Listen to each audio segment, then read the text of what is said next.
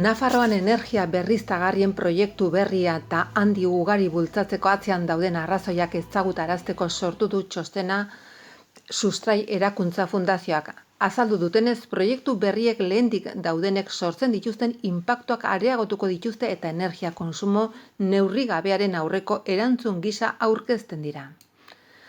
Gaur egun energia eoliko hartzeko poligonoz gainezka dauden Nafarroko erdialdeko zonaldean eta herriberan proiektu eoliko eta eguzkiko berriak onartzen jarraitzen dela salatu dute.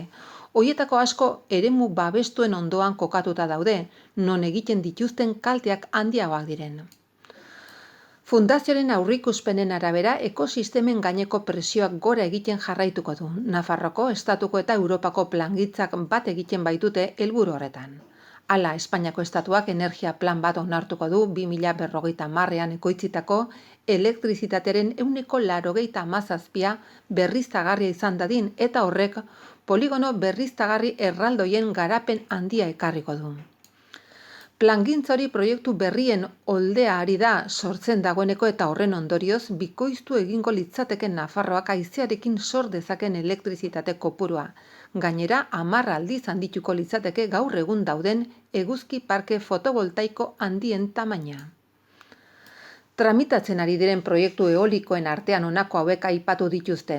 Sazir eraikuntza enpresak Iruñerriaren iparraldean dauden mendietan dituenak, Nordes Akziona eolikoen enpresarena Lesakan edo Green Capital Power enpresarenak. Beste 5 proiektu izango lituzkena Zorroan, hoietako 2 Urbasa eta Handia mendilorren magalean.